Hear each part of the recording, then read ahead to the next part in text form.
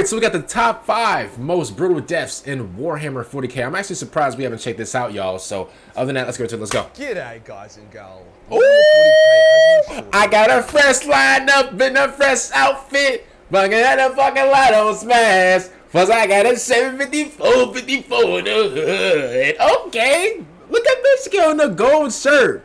Okay, who you trying to flex for, bro? Okay, I'm the biggest boss that you seen just for. Okay, bro. Yo, look at him. He really swagged out right now. Deaths. Sometimes the writers will go extra hard on a fan favorite character just to mess with us. Age rating per se. Alright, we're good, y'all. I had to turn up the audio real quick. Making you cringe by the imagined agony that these people are experiencing. But 5 deaths stand above the rest. Okay. Deaths so brutal and hardcore that you genuinely find yourself staring into space being like, bruh, for a couple minutes. So I thought by sharing the 5 absolutely most brutal deaths with you guys, we could see how hard 40k truly is willing to go. Before we get started, it's now 22 per se, nor did it happen to a fan favorite character, but it is so over the top and ridiculously brutal and hardcore that it would be remiss of me not to mention it. Now here's the thing, before we even like, you know, just rip everything off, let me just like, you know, tell you guys something, bro. This is Warhammer 40k. Now, if you guys are new, you know, shout out to you. How you doing?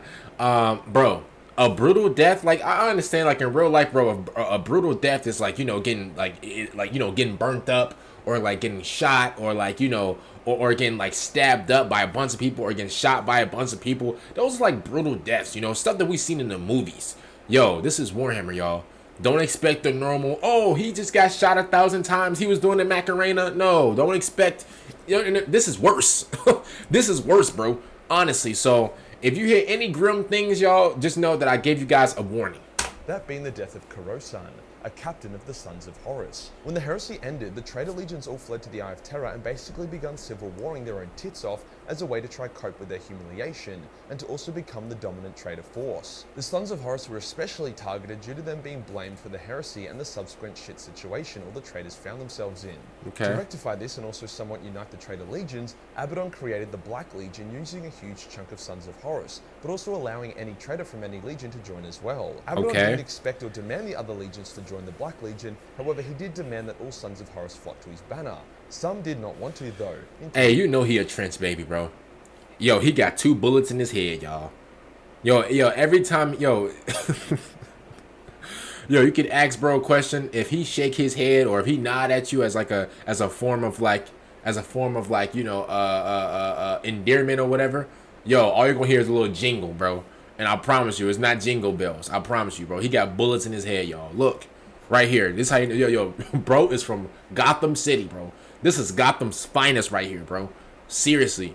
Like, why would I even... Here's the thing. You could probably tell he's probably like an honorable guy or whatever. But I'm going to just keep it real for what it is, y'all. I would never in my life ever... If I'm fighting somebody, bro, and I see that they got 2 bullets in their head, I'm going to keep it real, bro. You got it. I'm doing a smooth 180 and I'm walking the other way. Yeah. I can put my ego down. Just knowing that you can tank 2 bullets to the head and walk it off, I'm gonna keep it real. You got it. Khorne had become quite powerful. He'd been heavily mutated and enhanced by chaos, and he had his own small army and planet. Who's when that? Abaddon came knocking to secure his allegiance, he told Abaddon to go fuck off and die. Hence, Abaddon had to make an example of him. The Black Legion viciously attacked Khorne's planet, slaughtering his warriors and taking him prisoner. Instead of a simple execution, Abaddon wished to totally break and humiliate Khorne, so he gave him to his elite Terminators, who proceeded to crucify and impale Khorne on their battle standard while he was still alive, and carry him around like a fucking festival doof stick. They kept him alive by intravenously feeding him the vomit and shit of their legion slaves. They kept him alive by intravenously feeding him the vomit and shit of their legion slaves. To the mother, I'm sorry, sorry, sorry, sorry. Bro, take me out. Take me out right now. Yo, so you telling me that y'all gonna give everybody else an easy death, but you won't give me one? You telling me I gotta sit here and suffer and I gotta have all types of stuff inside of me and I'm just leaking out blood, but the fact that you're keeping me alive by feeding me feces? Are you sick? Yo, you could at least give me like a bowl of ice cream while I'm up here. Yo, they got me hanging by a thread, literally. Bro, they got me leaking blood and everything. Yo, you could at least gave me like a banana, something nutritious. Like, bro, what? You know how sick I would be? Oh, man. I'm gonna keep it real, bro. I gotta take myself out. I'm sorry, bro. Listen, I know I can't say that or whatever. I gotta take myself out. If they are willing to torture me and stuff like that, but at the same time keep me alive, something gotta give. Something gotta give, bro. I don't care if I accidentally gotta fall on like a spike, you know, on like, you know, in my chest or whatever. I don't care if I gotta accidentally do something. I'ma accidentally go out, bro. Yep, I'ma accidentally, you know, just pass over. Because, like, the fact that they're actually keeping you alive, bro, the fact that they tortured you and kept you alive, bro, you must really made them dudes mad. Tough. Plus, due to his warp mutations, Khorne was significantly more durable. The dude was alive for 5 months of absolute agony before eventually dying. That would have been fucking horrific and probably the most brutal death in the entire setting. However, as nobody gave a fuck about Khorne, I'm only having it as 5th on this list. The next brutal death is that of Becca Kinskar. Ah, nah. Oh, snap. Hold up, y'all. All right, y'all, we back. I had to move my my webcam to cover a few things. Yo, she looks crazy. And why do you got this picture up, Majorkill? You trying to get demonetized or something, yo? Y'all might have to edit this part out. Man, look at you always doing something. But listen, though, she looks crazy, bro. She looks diabolical. I'm gonna keep it real. Like, usually, you know, I'm a sucker for all, like, you know, the pretty women. First of all, shout out to all the pretty girls out there. Shout out to all the pretty women out there, yo. But I'm gonna keep it real, bro. She looks psycho. She looks crazy. She looks like she'll, like, bro, she looks like she'll key your car. She looks like, you know, she'll slash your tires, you know. She looks like she'll, like, throw your PlayStation in like, the pool or something like that. She looks diabolical. She looks scary. Bro, she looks like, you know, I mean, I don't want to say that. I'm about to say, you know what, I'll say it. Yo, she look like she'll bite it down there, bro. Yep. She looks scary, bro. I'm gonna keep it completely real. Her skin is clear though. I don't know if that's makeup. I don't know if that's lake up, but like her skin is clear, but at the same time she looks crazy. You can always tell like a woman is crazy by looking at her eyes. Yo, if she doing these a bunch, if she playing ping pong, if she playing ping pong with her eyes, like I'm gonna keep it real. Be careful. Be careful. Be careful. Be careful. If she doing these, if she just looking around, she can't stay focused, and if she can't lock in, she crazy, bro. She's cuckoo for cuckoo puffs. She's done. I'm gonna be honest with you. One of the most famous musicians in the entire Imperium. During the Great Crusade, it decreed that at this time of epicness, shit should get recorded. Hence, thousands of artists, poets, oh, we good? Okay. musicians and whatnot were sent out to join the various fleets to record the legends of the Primarchs and Space Marines. The Emperor's children, known for their love of art, received some of the most talented and famous remembrances. Yo! Okay, wait, hold up, y'all. We might have to... I'm gonna try... Yo, we might have to... Hey, we might have to skip this part, y'all. No lie. For real. Alright, y'all, we back. We have to skip that. I'm gonna keep it real. We definitely have to skip that, y'all, because listen, I don't trust YouTube with their new rules and stuff like that.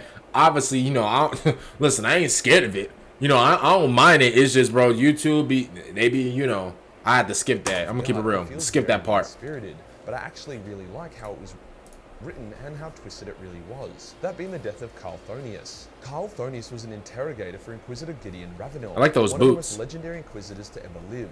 Interrogators basically been Inquisitors in training. He was a charming, good man. Very extra as he wore dozens of rings, but he was brilliant and loyal, a good man. However, after taking a low-key chaos-corrupted drug, he was subtly possessed by one of the most powerful demons to ever exist. The possession was very insidious and secretive.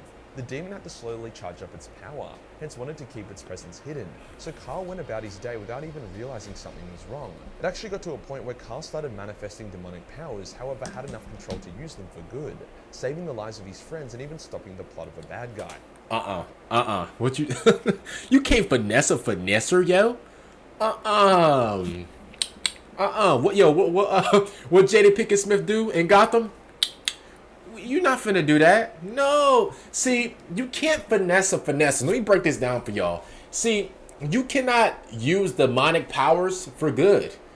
Bro. Because once you use demonic powers, bro, you are now demonic. GG's. It's over with. Don't try to like, he's trying to hack the system. He's trying to break the system. He's trying to, he's trying to play both sides, to be honest with you. Because if you can't use your own power, or if you can't use some good power, what makes you think you can get on by using demonic power?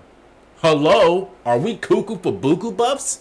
Yo, he just tried to use demonic power for good. Come on, yo. That's like, but yo, that's like me trying to take out a cow by using ground beef. What? Man, what type of, that's not about to make it right. And that's nasty work. That's wicked work. That's like me using a human arm as a baseball. Oh, well, it can still hit the ball. What? What are we talking about? Are we good? Yo, are we connected? Like, are we like not, is this good up here? What are we talking about? Use the demonic powers for good. You can't finesse a finesser, yo. You can't. It's impossible. You can't finesse that. Now, obviously, somebody like me with my expertise and my willpower, of course I can finesse it. I could definitely, go get demonic power and then, transform it and use it for good. I can definitely do that. But somebody like him, shout out to him. He got like a nice little stoic face and stuff like that. But let's keep it real for what it is. He's not me. He's not, he doesn't have the willpower like me. Like, of course, I mean, he looks like an old school Drew McIntyre. Of course, he looks like that one dude from the Rocky movie that killed Apollo Creed. Like the Russian dude that said, "It's time to die." He looks like him. Like, he looks all, handsome and stoic, but he's not me. He doesn't have the willpower to fight out the demonic voices in his head. I'm kind of like Randy Orton when it comes to that. Like, I can actually block out the voices in my head that makes me want to, like, do bad things where I have this demonic power. Like, you can't do that. Like, you can't finesse a finesser, yo. You can't sit on the fence, but then try to, like, use the fence for good. No, buddy. That fence don't belong to you. Goofy, you can't do that. It actually seemed like Carl's good nature and will was keeping the demon in check. However, the demon had just been fucking with Carl. It was in control the entire time and could have... Man, terrorizing you. You thought you was in control, yo? Man, he... destroying your guts. Pause. Man, bro, he rearranging your spine, bro. Bro, yo, he got he got your stomach going haywire. What you thought he thought, see, hey, y'all, come look at this. Hey, y'all, look. Shout out to him for trying to use this as good, but bro, you can't do that. You can't have a demon inside you and think that, oh, I can suppress this demon. No, you can't. No, you can't. No, that's not how it works. No, you can't. You think you about to shut the demon down? You can't shut that demon down. You need something more powerful than you to drive that demon out. You can't take that demon out by your own will. What are you talking about? Yo, I'm gonna just keep it real. I bet that demon was going crazy inside of him. Pause. But I bet that demon was killing his insides, bro. Rearranging his guts. For real. Yo, for real, honestly. Killed him or dominated him at a moment's notice. When Carl is kidnapped by the bad guys to allow for the demon to finally manifest, it is seriously the worst shit ever. The demon begins slowly manifesting, putting Carl in massive agony.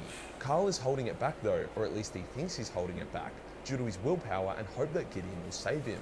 When he hears that Gideon is on the way, he feels a surge of hope that seemingly pushes the demon down. But then the demon simply laughs and overloads Carl, causing his hands to turn into claws and popping his rings in the process. Blood spurts out of Carl's eyes, mouth and ears, his legs begin to violently seizure, his eardrums explode and his eyes boil and melt in their own sockets. He bites his own tongue off and screams a gurgle of agony through the blood.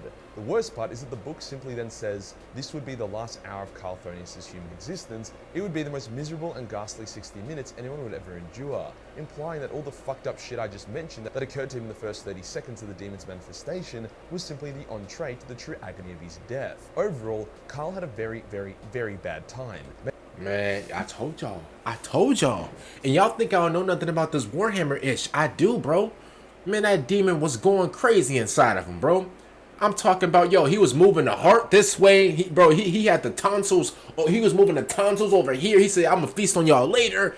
Yo. He was going crazy in the stomach, bro. He was humping the stomach. Yo, he was doing anything he wanted to him. Bro, your willpower can't do it. You need somebody greater. You need something that can drive that demon out. And this is why we have Jesus. By the fact that all the books pointed towards Carl maybe being able to overcome the demon. Now on to the second most brutal death in 40k. We knew this one would be on the list, but we didn't know where it would be. That being the death of Sanguinius at the hands of Horus. Everyone knew this was coming. Established lore has Horus killing Sanguinius for the past 20 odd years. But we wanted to believe, hope beyond hope, that something would change, that GW would retcon it. We'd all grown attached to Sanguinius, and after him killing Angron, Kabunda, and low-key soloing the entire Might of Chaos for a little while, he seemed unstoppable. But not only did GW keep Sanguinius' death, but they made it brutal as fuck. Firstly, they had Horus depowered in his normal Primarch state to give him and Sanguinius a fair brother-to-brother fight. They even allowed Sanguinius to win this fight, despite how wounded he was from Angron and how strong Horus was. It literally answered the question, who was the most powerful Primarch, and the answer was Sanguinius. But then Horus activated creative mode and gained the power of a god. Yeah, man, all 4 Chaos gods inside of him, bro. Bro, he sold his soul, bro, for a half-eaten donut. Bro sold his soul, bro, for a half-drinking Capri Sun, yo. He sold his soul, bro, for a bag of strawberries. Like, this man Horus, this dude right here, this diabolical deviant, bro, this menace right here, bro, y'all, he sold his soul to 4 gods, y'all. That means each god got up. That means each god got 25% of him. 25% of him. So no wonder, like, it's not, like, I'm not even, like, surprised that he beat Sanguinius. Like, obviously, you know, with the fair 30, like, you know, he lost. Like, Horus, he got no hands. Like, of course, he went out bad, he lost. But then he activated, he activated Takeover. Now, if y'all know what that is, you gotta play NBA 2K. Bro activated Takeover. He activated all 4 Chaos Gods inside of him. Nasty work, ain't it? And then, you know, he just gave Sanguinius the beats. So, I think that's what Majorkill is going to explain to us. Literally then says Sanguinius charged at the speed of light, but Horus moved at the speed of darkness. Horus breaks Sangi's wings and then starts beating the shit out of him with Worldbreaker. The author literally says he beats him like a disobedient dog. Sangi's lungs collapse, the skin on his face gets half torn off, hanging off like a skin mask, and there's blood everywhere. Sanguinius can't even get his last words out as he chokes on all the blood in his lungs before Horus then picks him up and snaps his spine and neck with a vicious crunch. Hey, and I'm gonna keep it real, bro. I see why the Emperor had to do what he had to do. Cause no lie, bro. Hey, Sanguinius, bro, he's him. And the fact that you had to use, the fact that you couldn't take that L like a man is absolutely diabolical, bro. So I see why the Emperor went crazy on you. I see why the Emperor, bro, got rid of your soul completely. Bro, the fact that you had to use 4 Chaos Gods, bro, that was rearranging your guts. The fact that you had to use 4 of those guys, bro, 4 of those gods to give you power to take out your own brother is diabolical. Close that back door, can't get snaked by your homies. Bro, that's what happened. Bro used 4 gods' power to take out his own brother. Man, what type of man are you, bum? And this is why your daddy went crazy. Pause. This is why your daddy beat you up. Gave you the beats. Soul obliterated. Done for. And I'm glad. I used to think, oh man, that's a little harsh. Why did he take out his entire soul? Bro, you took out one of my favorite kids. Bro, if I'm the Emperor, bro, you took out Sanguinius. That's like my favorite son right there. What? Then to add insult to the injury, demons pour out of the shadows and string Sanguinius' corpse up so that the Emperor will see one of his true sons broken and destroyed. It was brutal as fuck, and I am all here for it. It was the most undignified end for the most dignified character. However, that still doesn't quite match the brutality of this next and final death, the death of Raven Divine. This is going to be a bit convoluted, but trust me, you'll be in awe of the sad irony and brutality of this death. Who is this? A true testament to the writers of Warhammer books. Raven was a massive prick. He was the son of the leader of House Divine, the ruling family of the world of Molech, a key Imperial world that Horus was keen to take during the Horus Heresy. Raven was that dashing, arrogant, and charismatic kind of guy, strong-willed and cruel. He also fucked his sister, who used to be engaged to his half-brother.